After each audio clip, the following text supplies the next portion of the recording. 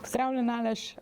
Danes smo se dobila tukaj malo, da se pogovoriva o eni pomembni kompetenci. Ni le ena izmed mnogih, ampak po mojem mnenju ena ključnih, da krmilimo po tem hitro spreminjajočem se svetu in govorimo o učenju učenja.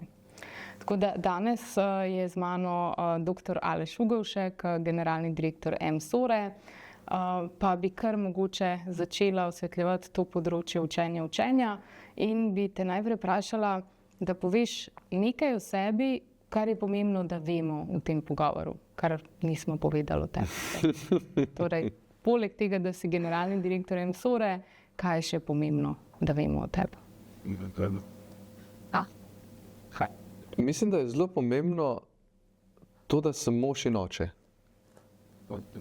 Zakaj? 4 otroke imam in ženo. In res veliko stvari se naučiš od otrok, oziroma te otroci učijo spoznavati samega sebe. In če si dovoliš sprejemati to od otrok in se spoznava sebe, pa se učiš vse, kar ti oni dajo kot feedback nazaj, potem se stalno učiš. Zato, kar zdaj pravim, pri otrokih iz tebe izvlečejo tisto, kar je najlepše od tebi in tudi tisto, kar je najslabše od tebi. Pri ženi je pa podobno, tudi v odnosu je podobno, kot pa z zaposlenimi ali pa z ženo, se moraš stalno učiti, zato ker en zakon pa odnos, to ni neka lepa pravljica vedno, ampak se moraš marsikaj naučiti tudi o svojemu partnerju. Mislim, da je to pomembno. To je pomembno. Kaj pa poslovno? Oziroma ta karierna pot, poslovna pot, ima ozadja. Kaj je izpostavil? Glede kariere niti ne bi kaj izpostavljal, pa sem pa jaz oseba, ko se res, jaz imam strašno željo po učenju. Jaz se skozi učim. In nisem mogoče pristaš tega, da rečem, moja kariera, saj ne vem dobro, kaj je kariera. Nekateri bojo rekli, da je kariera, ko dosežeš eno funkcijo, neko titulo, postaneš doktor, postaneš direktor, postaneš vodja, voziš fajn avto, imaš novo hišo. Jaz pravim, za mene je kariera, da ob vsem tem, do kamer sem poslovno prišel, še vedno znam na drugi strani handlati to osebno življenje. Ampak skozi vse to, jaz mislim, da me je pripeljala ta težnja po učenju. Pri meni gre toliko misli čez dan skozi možgane, da si sproti zapisujem ene stvari, da jih imam nekje tam v predalu za enkrat, da jih ven potegnem. To učenje, mislim, da je zelo pomembno. To se pravi, si rekel, da v bistvu ne veš, kaj je točno kariera, ampak da imaš to nenehno željo po učenju. Jaz bi rekla, da v bistvu je tvoja kariera to, da odkrivaš poti glede na to, kam te pelje tvoja radovednost, kar je tudi nek temelj za učenje oziroma to željo po učenju. Ja, to si zelo lepo rekla, radovednost, ja. Nisem si niti predstavljal, kam me bojo moje poti pripeljale, ampak ja. Kakor te jaz poznam, kakor sem delala s tabo, sem vedno opazila, da si radoveden, da si želiš vedeti, razumeti, naučiti se in pri tem vključevati še druge. Tako da to je nek moj uvid v tvoje delovanje, kakor so se nama prekrižali. Hvala. Zdaj, če začneva mečkan na področje pomena učenja. Učenje učenja je v bistvu, kako se učimo, več vidikov je in tako naprej. Ampak mene zanima, kaj, ko ti slišiš učenje učenja, kaj to zate pomeni in mogoče, če malo to umestiš v ta svet, družbo, v katerem danes živimo. Danes se veliko govori o teh industrijah 5.0, družbi 5.0, izobraževanju 3.0 in tako naprej. To se pravi nenehen napredek tehnologij, načinov poučevanja, reform marsikaterih na vseh področjih. Tako da, kaj zate to pomeni? Danes si bom nadel več klobukov. Bom nosil klobuk direktorja, klobuk enega vodja ali pa mentorja, pa klobuk tudi kot očeta, otrok, ki grejo skozi ta sistem. Če sem čisto iskren, sem šel pogledat to kompetenco učenja. Ker se o tem še nisem pogovarjal, da sem prebral kurikulum oziroma predlog kurikuluma. Vidim 2 plati te zgodbe. Prva plat zna biti mogoče malo bolj imeti negativno konotacijo, ampak če rečem učenje učenja, je to razdeljeno na dve stvari, kar pomeni, da se moram naučiti nekaj, kar bi že mogel znati. Se pravi, naučiti se moram, kako učiti. In to zelo prepoznavam zdaj pri svojih otrokih, pa tudi pri zaposlenih, da se ne znajo učiti, nimajo ali je to ustreznih tehnik učenja, ali nimajo ustrezne motivacije, ali nimajo zadostnega fokusa. In se je treba priučiti, kako se sploh učiti. Ne vem, a je bilo nam nekako to položeno v zibko, ali smo imeli splošno več fokusa, osredotočenosti na učenje, ali kaj je bilo pri nas, ampak nekako smo se znali učiti, ali pa smo imeli razdelan čas. Ena stvar pri tem učenju učenja, ki zelo vpliva na to, a se znamo učiti ali ne, se mi zdi, koliko je naš dan razporejen. Če imaš preveč časa, potem ga boš veliko stran vrgel, pa ga zabil, po domač povedano. In ne bo učinkovito. Pa če grem na pozitivno plat učenja, ga vidim pa bolj iz stališča odraslega, da se stalno učiš stvari, ki se jih do zdaj nisi učil ali pa se jih niti nisi mogel. Ker ali je zdaj to šolski sistem, osnovnošolski, srednješolski ali pa tudi faks, s svojim kurikulumom ali pa z svojimi vsebinami ne sledi hitrosti količine znanja in razvijajočih se potreb po kompetencah v podjetjih. In se treba stalno prilagajati in na eni strani iskati tista znanja, ki so potrebna, in pol v množici informacij, ki so zdaj na voljo, ki je res ogromno znanje na voljo, izluščiti tista, ki ti bojo zares pomagala. In že to, kako poiskati ustrezne informacije, ki so verodostojne, objektivne, je en del učenja. Ker faktografsko znanje je minljivo. Ja. Številke, informacije in to pozabimo in to zelo hitro. In mislim, da je dosti več vredno pri človeku zdaj, da obvlada veščino, kako najti ustrezne informacije in kako jih uporabiti v dani situaciji. To. Samo to, a ne? Pol pa naprej. Ja, ne, je kar veliko tudi samo to, ne? Pač, Ja.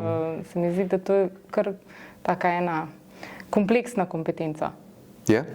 Je? ki jo vsi potrebujemo, od tega sistema, ki si povedal, pa tudi za vse življenjsko učenje. Ni več tako, da končaš šolo, greš delat in potem so stvari relativno iste. Ja. Ampak se nenehno in to zelo hitro in kompleksno spreminja svet okrog nas.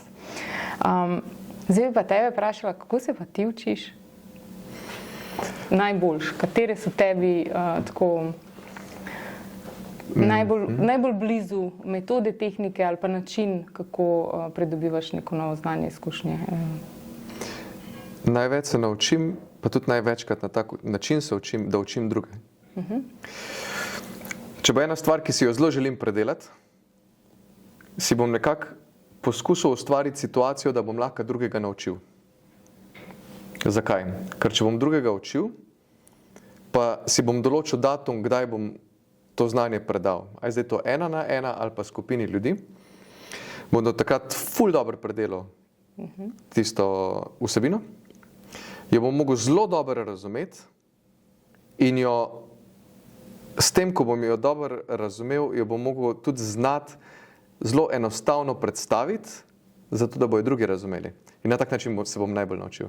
In na tak način rad učim in že leta se tudi učim in druge poučujem na tak način. Še zdaj v podjetju.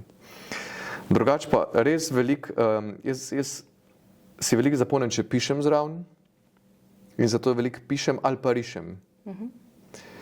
Veliko stvari skiciram, vizualiziram, tudi za druge.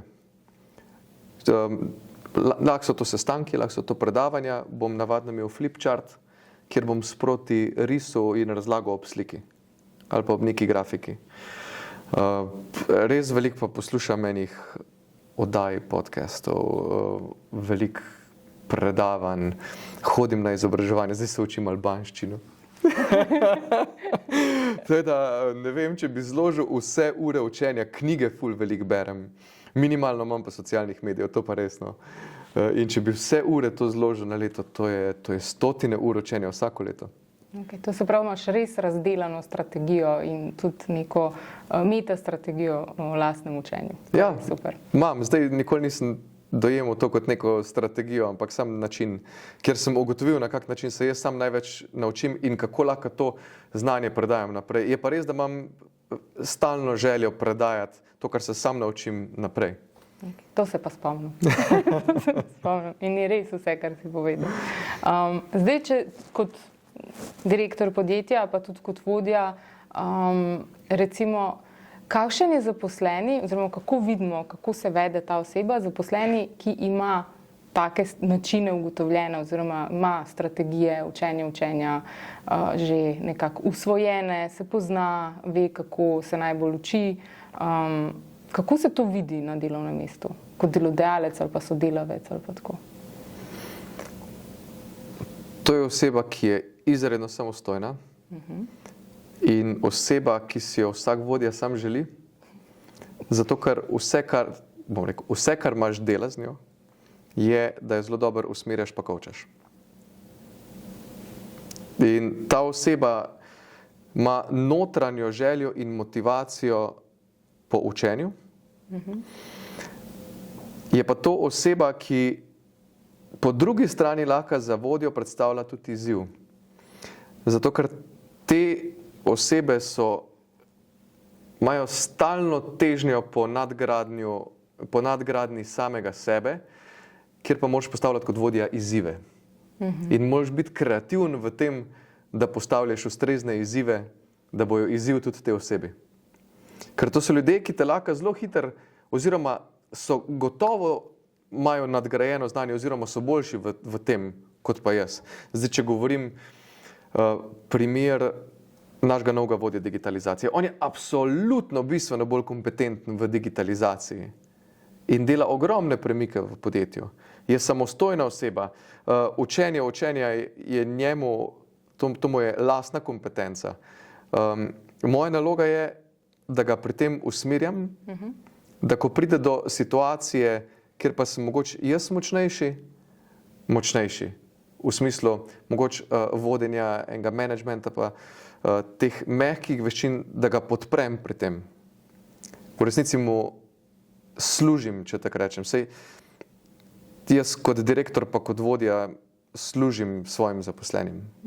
Sem v njihovi službi, da jih podpiram pri tem. Taki so ljudje, samostojni, samoiniciativni, disciplinirani, hitri, ni nujno, da so natančni in stalno rastejo. So pa to tudi ljudje, ki jih lahko hitro zgubiš, če jim ne postavljaš izzivov. A bi lahko tukaj naredili, zdaj, ko si to govoril, sem pomislila, da verjetno je podobno v šolah, a ne? Pač kot učitelj, a ne, če imaš nekoga takega v razredu, ki ima neko notranjo motivacijo in pozna lastne načine, kako se učiti, hitro potrebuje nove izzive.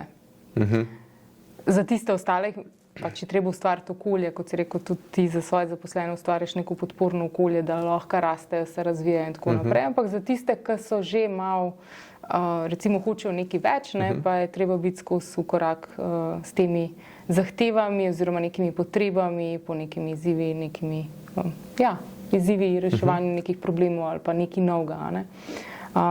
Vidiš tudi to recimo pri svojih otrocih, tako kot si rekel, da imaš 4 otroke, nekateri že hodijo oziroma so vključeni v ta sistem izobraževanja formalni. Kako opažaš sploh kaj takega? Ali... Opažam in pri otrokih in pri pogovorih z ženo. Žena je profesorica glasbe, tudi uči v šoli in se večkrat pogovarjamo o tem. Zdaj problem je na drugi strani, da učitelji večkrat namenijo več časa učencem, ki imajo učne probleme, kot pa učencem, ki izkazujejo izreden talent, da ga podprejo pri tem. Kar je škoda. Zdaj, pri svojih otrokih vidim, da je peščica učiteljev, ki jih res podpira pri tem, da zazna talent otroka in mu, podobno kot pa vodja, mu postavlja izzive, ki so nadgradnja osnovnega učnega sistema, pri čemer skozi te izzive nadgrajuje te svoje kompetence oziroma svoje talente. Seveda. Ja, je pa res, da veliko učiteljem zmanjkuje tega časa. Naporno se mi zdi tako, če primerjaš, imajo toliko učencev v razredu, in Ja. krmiliti med tem vsem. Je naporno, absolutno je naporno. Zdaj, pač imate tudi verjetno zaposlene, tako kot zaposlujete tiste, ki so se šele zaposlili, so sveži iz klopi. Kako pa opažaš, oziroma kaj opažaš, kako so razvite te, recimo, kompetence učenja? Ker si rekel, da opaziš, recimo, tiste, ki so uspešni, da so samoiniciativni, da pač se vidi ta goreča želja po pridobivanju znanja, po učenju, po v bistvu na nek način nemotečem oziroma uspešnem obvladovanju nekih izzivov, reševanju nekih nalog, doseganju nekih ciljev, ko so jim zadani in potrebuje samo podporo, neko strukturo, da se to umestijo. Kako pa ta novi so opremljeni, te, ki pridejo direkt z trga dela iz šol v podjetje? Ful je odvisno od njih samih, ker lahko iz istega razreda pridete k nam dva, pa boste popolnoma drugačna. Ja, to seveda, pač vsak učenec je drugačen. In to hočem reči, da ni nujno, da šolski sistem ukalupi vse. Ampak da je to, kar sva prej govorila, ta motivacija in želja po znanju razlikuje pol ljudi, ki prihajajo k nam. Ali imajo razvito to kompetenco učenja, ali pa jo nimajo. Misliš, da se da razviti? Tudi kasneje, recimo v podjetju, imaš se jo da. Že... Mislim, da se jo da. Okay. Mislim, da se jo da. Teza je, da se da razviti. Ja. Zakaj vidim? Kot prvo, kot osnova, pa se tudi sam stremim k temu, pa se trudim, da ko se začnemo učiti nekaj novega ali pa delamo spremembo, jo najprej poskušam osmisliti. Iščem ta why. Ja. To se bomo na novo naučili, spremenili, na novo uvedli, zaradi tega, ker hočemo priti do tja in od tega bomo imeli to, pa to, pa to.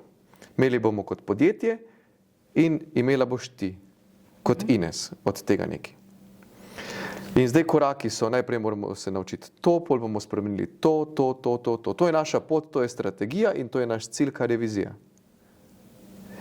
In motivacija se izgrajuje s tem, da ljudje razumejo, zakaj nekaj delajo in kaj bojo na koncu imeli od tega. In če je ta motivacija, mislim, da je osnova, da začnemo to kompetenco od nekje iz globin vlečiti, ki je lahko pa tudi zavrta, ni to samo pogojeno s šolskim sistemom, ampak tudi s primarno vzgojo. Ja, seveda. Dobimo v prvi razred otroka, ki je lahko popolnoma zavrt, ker so mu doma govorili 6 ali pa 7 let, da je neumen, pa da nič ne bo iz njega. Vse to je bogi otrok, ne? Lahko mu to nudijo v šoli, pa bo ta stigma ostala. Da smo tudi mi v vlogah, v podjetjih, da to poskušamo vleči ven. Ali pa v šolskem sistemu, ali pa kasneje v podjetju, se mi zdi, da se tudi s tem ukvarjate, s takimi primeri. Ja. Ok, to se pravi, če sem prav razumela, da se, saj vsi mislimo, da se da, ampak imate tudi določene poti, s katerimi dejansko na nek način opolnomočite in učite zaposlene. Kako najdete to svojo motivacijo? Ker tista motivacija je potem tista, ki nas pele, tudi ko so neuspehi, da gremo naprej, da se nekaj naučimo. Ko nam je težko, pa se nam ne da, pa da gremo naprej in se učimo tudi takrat, ko mogoče ni najbolj zanimivo ali pa zabavno. Učenje je lahko zabavno, ampak včasih se moramo učiti tudi tisti. Učenje je vedno zabavno, če te zanima. Ja. Kje so kakšni še izzivi? To, kar si rekel, izziv mogoče en tak, da je že iz otroštva in tako naprej, to so neka prepričanja o sebi, ki mogoče lahko ovirajo neko naravni razvoj te kompetence. Kaj bi lahko še bili izzivi pri tem, da se pri recimo učenju oziroma razvoju te kompetence učenja. Velika usmeritev v pridobivanje, v faktografsko znanje. Brez kreativnega razmišljanja ali pa iskanja kreativnih rešitev. To je ena. Drugo, veliko podatkov se otroci naučijo, ki jih ne znajo praktično uporabiti. Pogovarjala sva se s sinom prav o tem, 7. razred osnovne šole, pri katerem predmetu je zanimivo in pri katerem ni.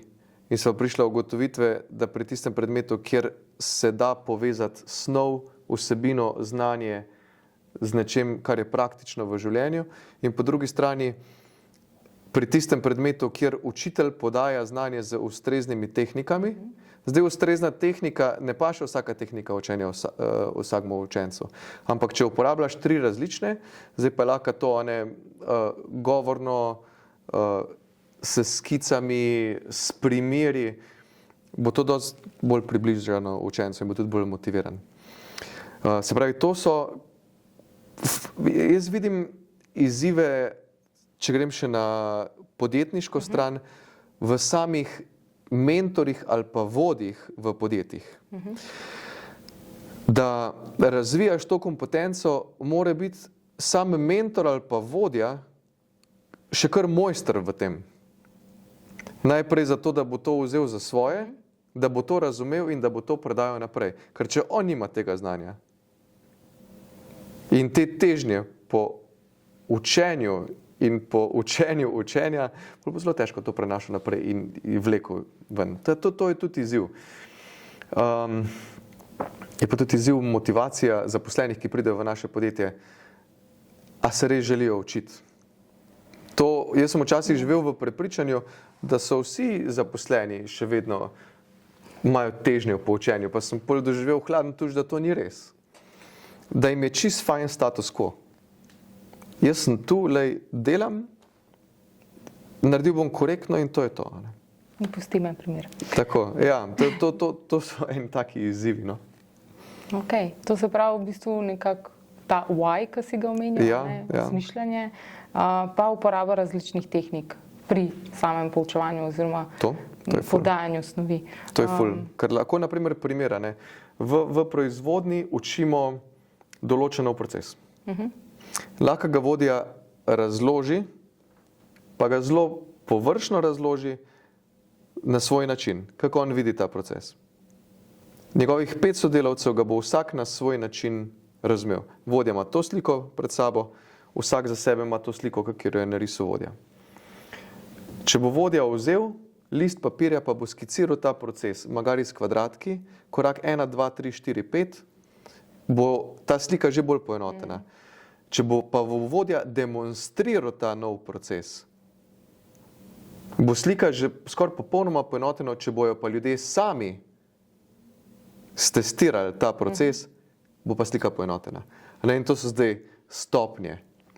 Ja, to so v bistvu tudi stopnje, kako se učimo oziroma kako razvijamo kompetenco. Ja. Najprej imamo neko znanje, neko razumevanje, pa če sami probamo, imamo izkušnjo. Ja. In potem smo že nekako na poti razvoja. Mislim, vse te kompetence se razvijajo dejansko z ponavljanjem določenih izkušenj in tako naprej. In če imate, kot opisuješ, imate sisteme zastavljene, potem se to v podjetju... Vseh nimamo povsod tako. Ne povsod. Govorimo o idealnem scenariju. Za določene stvari za določene stvari se verjetno še uvajajo. Trudimo, izobražujemo. Zdaj, tukaj recimo, ves čas govorimo, oziroma jaz vidim te nekako zrcalno sliko, kako je v podjetju, kako učite nove zaposlene in potem kako je v šoli, kako tudi morajo spodbujati, motivirati, kaj pa če se nekomu ne da, status quo, nisem zadovoljen, da dobi neko ceno in tako naprej. In kje je tukaj zdaj neko povezovanje med podjetji in šolami za krepitev te kompetence, predvsem v delu tem praktičnih primerih, to, kar si rekel, demonstracija, izkušnja, kjer lahko učenci potem dobijo tudi neko izkušnjo v realnem okolju.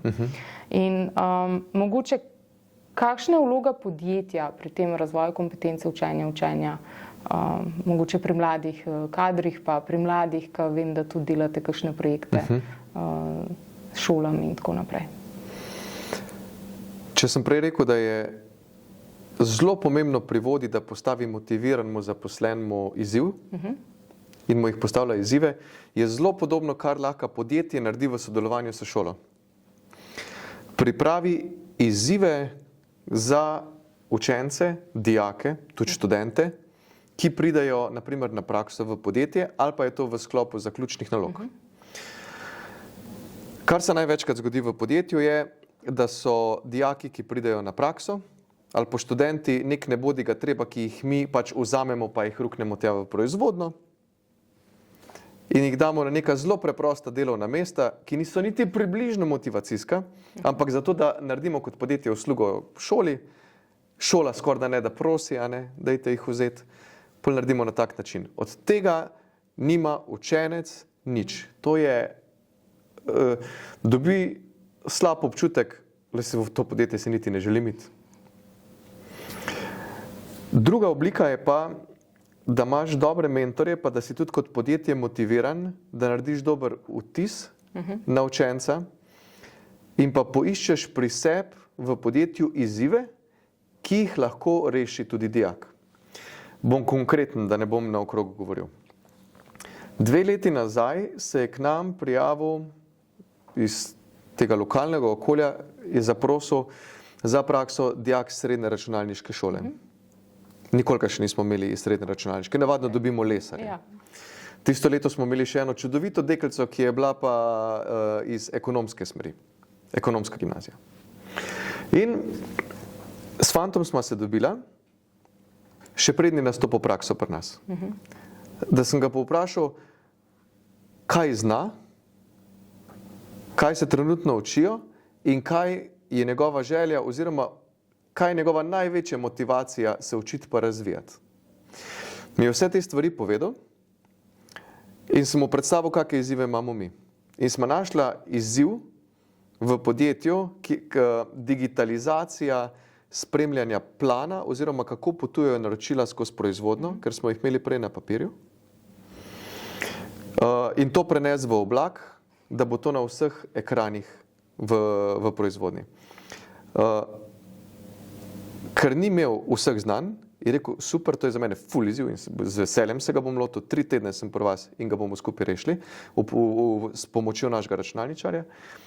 In se je en mesec prej se je povezal s svojim učiteljem, ki je bil pač pri tem konkretnem predmetu usposobljen še za znanja, ki jih on imel, sta pregledala, kaj še mora usvojiti, je usvojil ta znanja in pri nas v 3 tednih rešil ta izziv, to rešitev prinesel, pripeljal, ki jo imamo še zdaj v proizvodnji. Da mi ve, koliko je on bil tako emocionalno in drugače na koncu tega cilja doseženega. Ponosen je bil.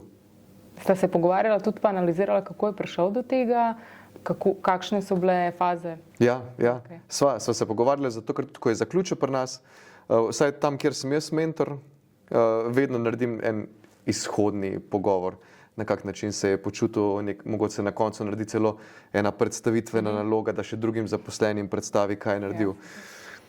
Ja. Tako se mi zdi, da si imel vstopni intervju, kaj iščemo izzive in gledamo, kje so neke preklapanja oziroma kaj lahko delamo in pa da ste ga spremljali in pa še analiza za nazaj, kar je v bistvu tudi pot učenja in tudi neka mentorska pot, neka.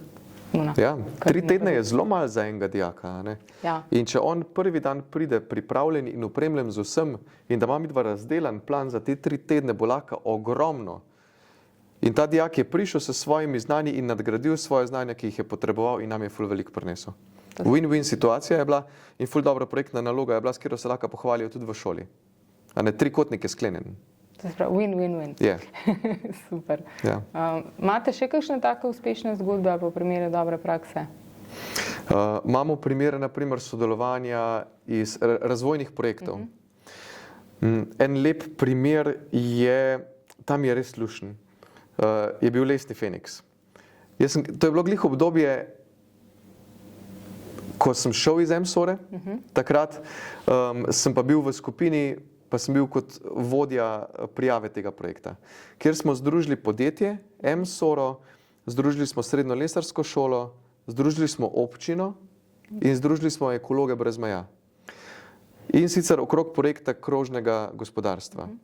Kako iz lesnih ostankov, bodisi oken, tramov ali pa ostankov v proizvodnji, zdizajnirati nove izdelke, ki so jih dizajnirali srednješolci, kakšni so izzivi pri izdelavi, ki smo jih pol izdelovali pri nas v proizvodnji, ampak z dijaki iz srednje šole, kako umestiti v prostor, ker na koncu so to nastale klopce, 20 klopc po žireh, pa lesena oprema za kopališče v žireh, ker je bilo treba to umestiti v prostor, kjer je pomagala občina in namenila prostor in tudi sama investirala, da so temelje naredili in vse.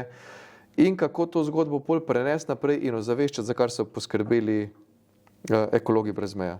Se pravi, imeli smo podjetje, imeli smo šolo, imeli smo lokalno skupnost oziroma predstavnika države, če tako rečemo, in imeli smo nevladno organizacijo.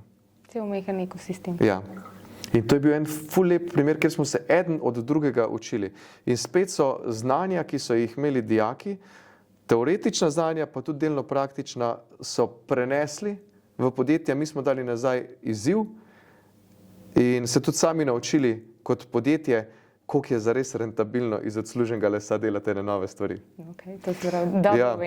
Ja, po tretji strani pa zdaj imajo žiri, pa še leta naprej bojo imele te klopce, kjer je ful lepo gledati, ko ljudje, predvsem starejši ljudje, ko hodijo na sprehod po žireh, sedijo na teh klopceh. To je pa res lepa zgodba.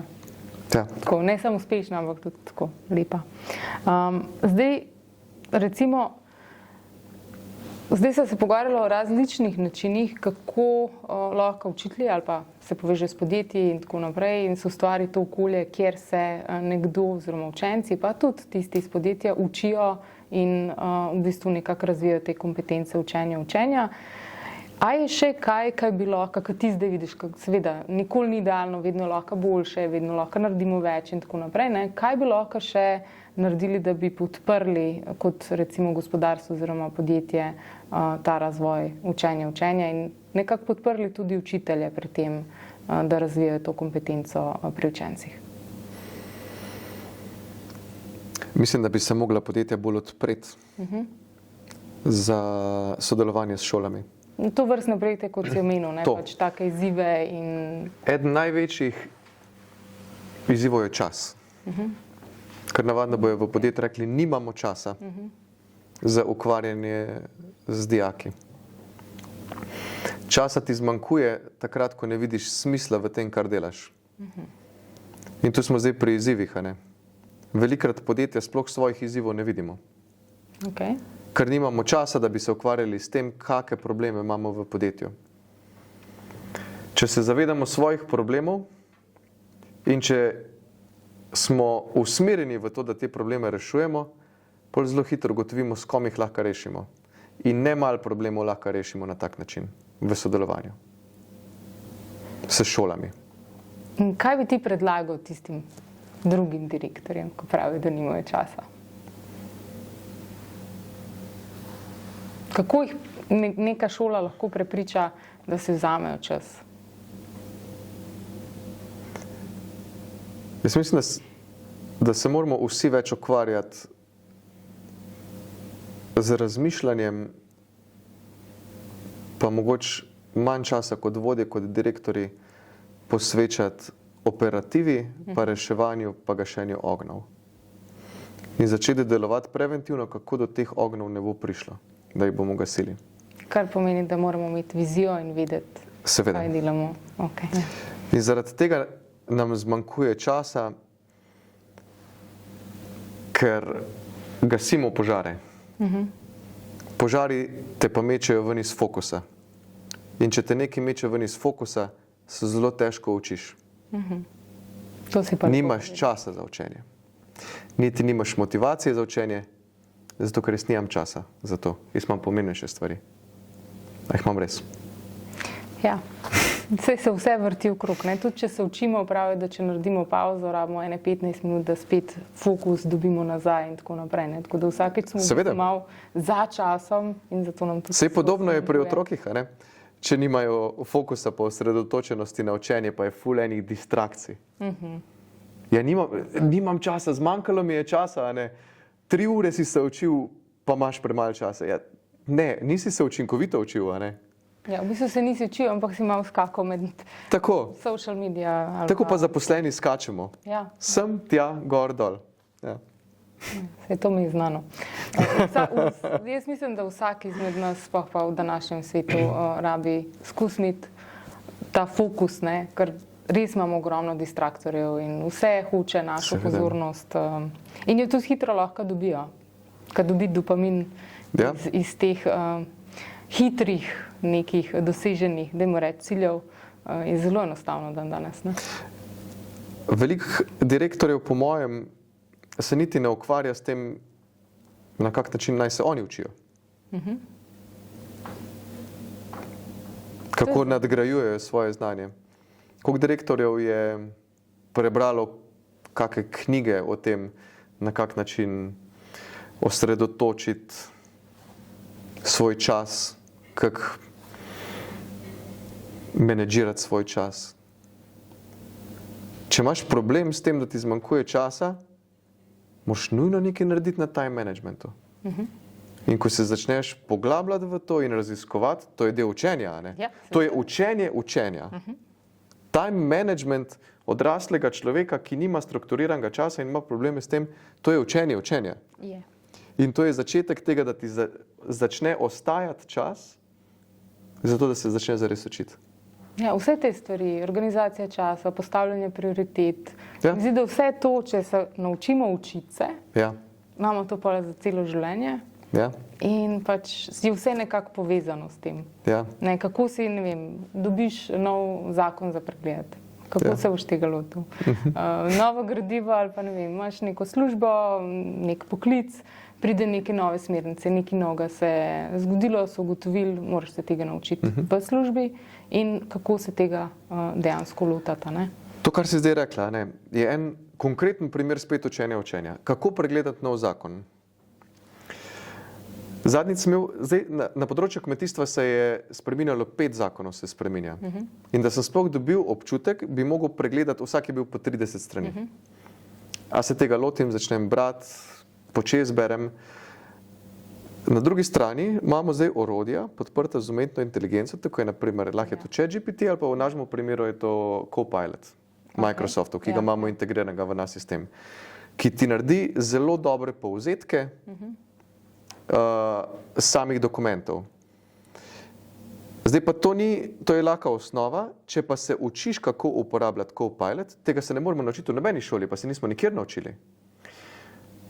Boš pa znal ta dokument ustvariti kot se pravi povzetek in izpraševati Copilot tako dolgo, da ti bo on primerjal z prejšnjo zakonodajo, da ti bo povedal, kaj so spremembe in kako bodo spremembe vplivale na prihodnost. Ampak to je pa zdaj umetnost, pa učenje izpraševanja in komunikacije. In tu imamo zdaj kompetenco komunikacije, kompetenco učenja, kompetenco uporabljanja novih tehnologij, samo to je del naše odraslosti. Ja, ampak meni se zdi zdaj, ko si razlagal, če si predstavljam chat ali pa Copilot, da v bistvu to je nekdo, da mu reč mentor ali pa nek vsevednež ali pa nekdo, ki zna, a ne? In ti se učiš nečesa novega in zdaj moraš njega, nekaj si prebral, in zdaj v bistvu moraš z vprašanji pridobiti znanje, ki ga on ima, a ne? In to je bilo tudi prej. Preden smo imeli vso to tehnologijo, ta način, kako pridemo z vprašanji do tistega, kar potrebujemo in da imamo neko novo znanje, vsaj meni se tako zdi, a ne? Da se samo zdaj preselilo na nek način v digitalno. Prej se nismo pogovarjali z nekom.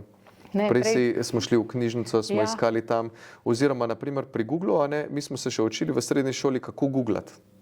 Ko je prišel Google ven. Nas so naučili, na kak način dati kakšne ukaze Googlu, da bo učinkovito iskanje. To niso imeli na vseh šolah. In podobno je zdaj pri teh large language models. Ja. Kako učinkovito to uporabljati? Te prompte oziroma navodila Ja, daješ. jaz ne vem, a znam mladina zdaj v osnovni šoli, ki uporablja ChatGPT, učinkovito uporablja ChatGPT. Ne vem. Ne vem. Jaz tudi to ne vem, ampak pač. Ampak mislim, tudi to je pomembno. učenje. Mislim, da je to pomembno, ker in zdaj pridemo do tistega dela, kako bo izgledalo učenja. Ne rabiš zapreti oči, ampak predstavljaj si, da smo, pa ne bomo šli daleč, 2,30, to je čez 5 let. 5 let. Dosti realni smo lahko, ne? Ampak tehnologija gre tako hitro naprej in dejansko imamo vse te, zdaj tudi v šolah, ChatGPT in vse druge te modele, ki delujejo na podlagi AI-ja. Kako misliš, da bo izgledalo učenja? Zdaj imamo učenja, tako tisto motivacijsko komponento, ki smo jo omenjala, pa tisto bolj kognitivno, analize, sinteze in tako naprej, kako v bistvu in pol meta učenje, to se pravi, kako gledamo na samo učenje, naše učenje, kako se zavedamo lastnih tehnik in strategij in tako naprej. In zdaj, kako bo izgledalo učenja, pa še kako bo izgledalo v odnosu na vse te nove tehnologije, procese, ti si omenjal, da uporabljate tudi tako Copilot in tako naprej. Kako bo čez 5 let? Vzemi si par sekund, pa razmisli, kako si ti predstavljaš to? V podjetju ali v šoli? Eno in drugo. Mogoče bom bolj povedal željo, manj realnost. Če grem najprej na šolo. Sistem se prav veliko ne bo spremenil v osnovi, še vedno bo funkcioniral na tak način, veliko pridobivanja enega faktografskega znanja, zato ker enostavno je 5 let je premala časovna premica, da bi se to generalno spremenilo. Bo pa več projektov, raziskovalnih nalog, na katerem bodo lahko talentirani učenci sodelovali in se učili iz njih. Ker že v tem trenutku dobri učitelji delajo na tak način. Da bodi si že med poukom učijo na tak način, zdaj to je lahko, to je problem-based learning. Sam sem učil 3 leta na tak način na višji šoli za oblikovanje materialov. Cel semester je izgledal na tak način. In na tak način vidim, da bo ta del, ne bo pa znotraj celotnega pouka na tak način funkcioniral. Mislim, da ne. Ampak Sam določeni segmenti, določeni predmeti. Določeni predmeti z določenimi učitelji in z določenimi vsebinami. Ampak če si predstavljaš, da je zdaj reforma, ki zdaj v bistvu delamo, je učinkovita in uspešna, kako bi pa izgledalo? Pa bi bilo pri vseh predmetih to problem-based learning oziroma na problemu osredotočeno učenje in vse te druge tehnike, dajmo reči, novejše? Ne, 2030, če ne. Ne, zato ker to govorimo o spreminjanju kulture in o spreminjanju ljudi. Zdaj pa misliš, da bo? Koliko časa misliš, da bi... Ne držim te pa za besedo, ampak koliko je realno, glede na to, koliko hitro se spreminjajo, mislim, COVID je prinesel ogromne spremembe.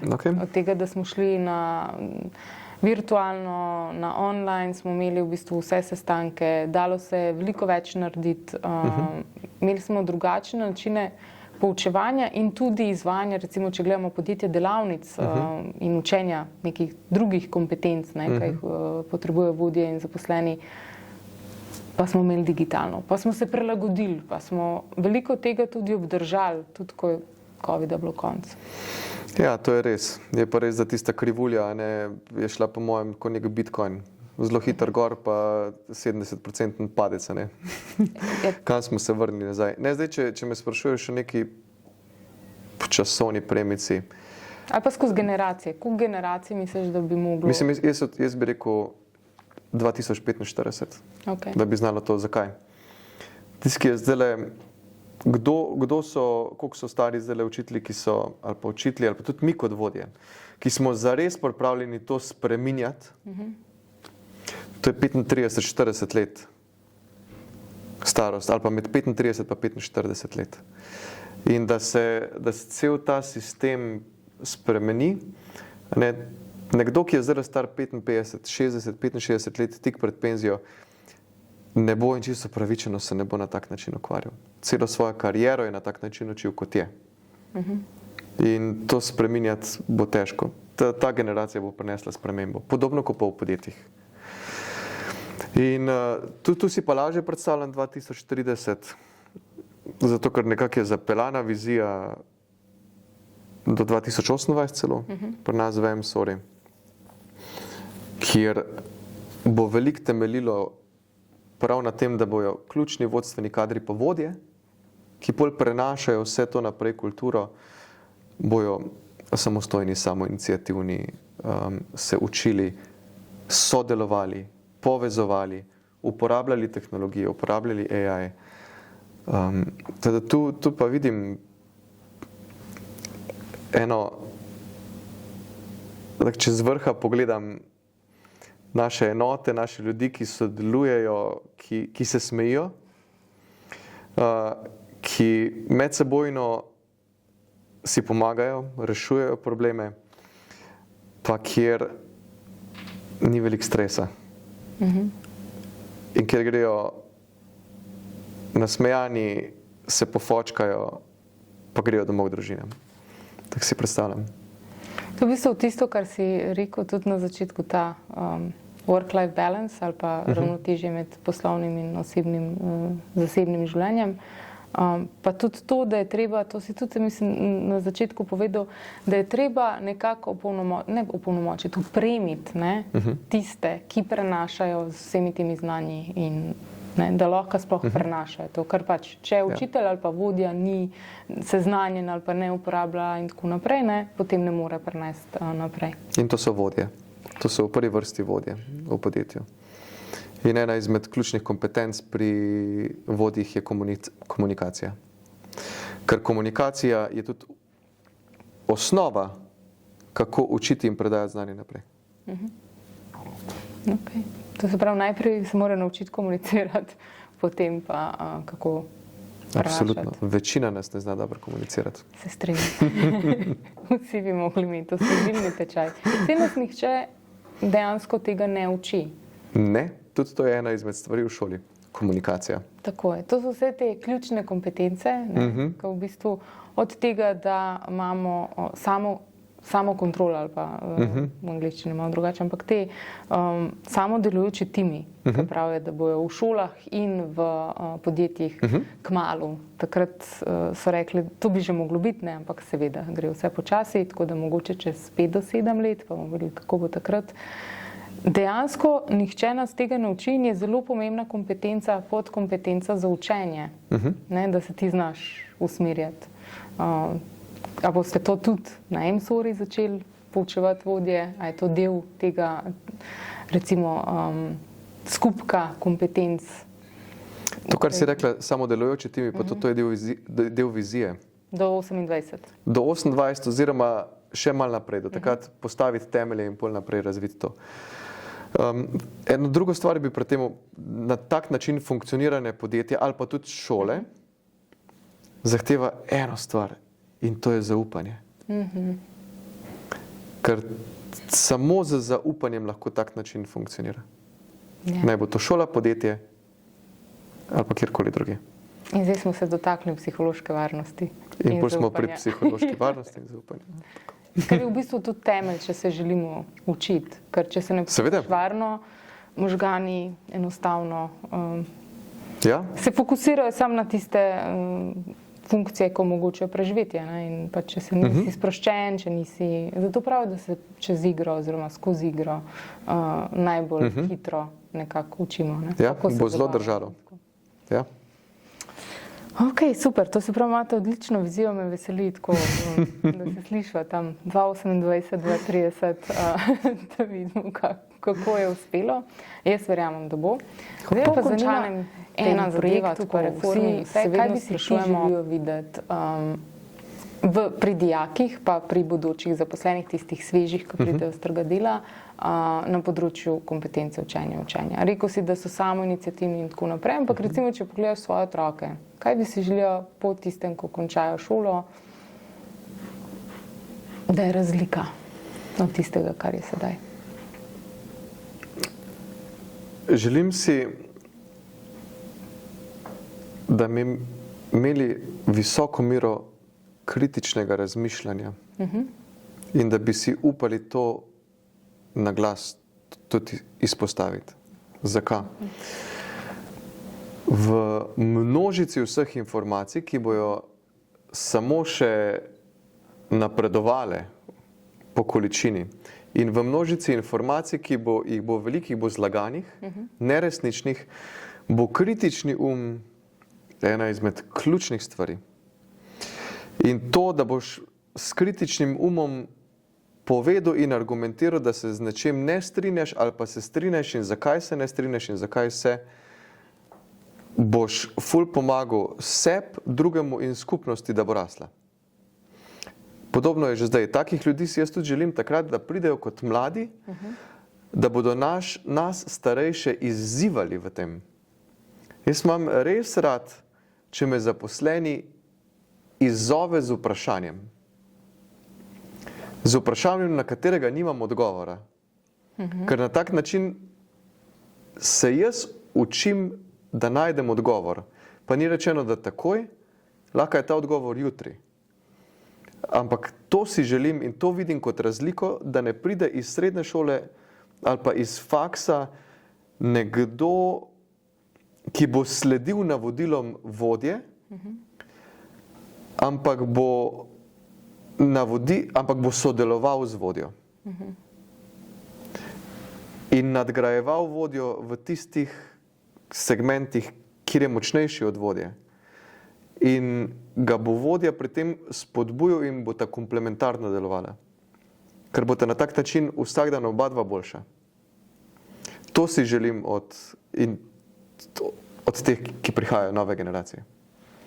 Jaz, ko sem te poslušala, sem pomislila, ja, v bistvu, da te postavljajo izzive. Meni postavljajo izzive. In to je tisto, kar si na začetku razlagal, da pač je treba postavljati izzive. Ja. Mi bomo vedno starejši. Tako. Za nami prihaja mlada generacija, ki ne bo izkušenejša od nas, ker ne more biti.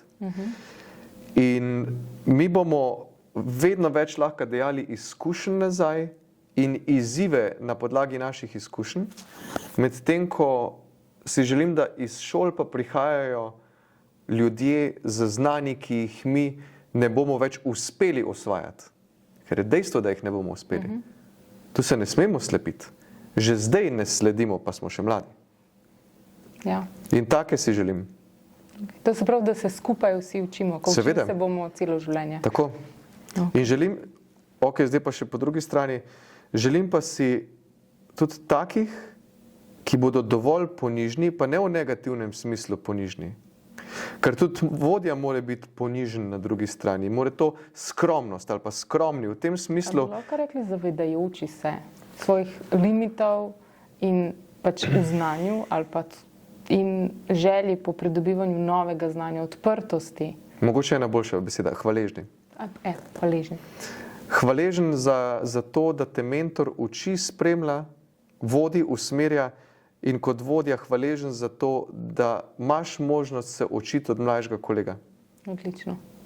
Takih si želim. Ne tistih, ki pridejo pa bojo misliti, da ful več znajo, koliko si ti neumen, ko si starejši, ampak da bojo hvaležni in se zavedali, on ima ful modrosti, ful izkušenj, od njega lahko to dobim, jaz mu lahko dam to nazaj. V bistvu krepitev medgeneracijskega sodelovanja. Ja, no vse to je medgeneracijsko sodelovanje, ne? Vse to je osnova medgeneracijskega sodelovanja. Je pa resno, ker je glih v kontekstu tega. Zadnjič sem bral čudovit intervju z Anne Kjær Larsen, kjer je izpostavila, da so te razlike med generacijami v resnici sploh niso, po njihovih raziskavah, niso tako velike, kot so lahko razlike znotraj ene generacije, če so razlike po vrednotah. Če imajo različne generacije iste skupne vrednote, bo prišlo do tega sodelovanja, o katerem sem jaz razlagal. Če pa bo znotraj iste generacije imel razkorak med vrednotami, bolj pa to ne bo šlo.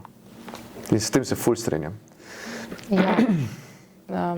Dejansko te razlike med generacijami so razlike v vrednostnem sistemu, pri vzgoji in vsem. In pa iz tega izhajajo vse druge razlike, kako pristopamo v učenju, delu, odnosom in tako naprej. Tako da ja, odlično. Zdaj za konec, imaš kakšno sporočilo ali pa nekaj, kar bi rad povedal šolam, učiteljem, učencem, bodočim vodjam in mentorjem?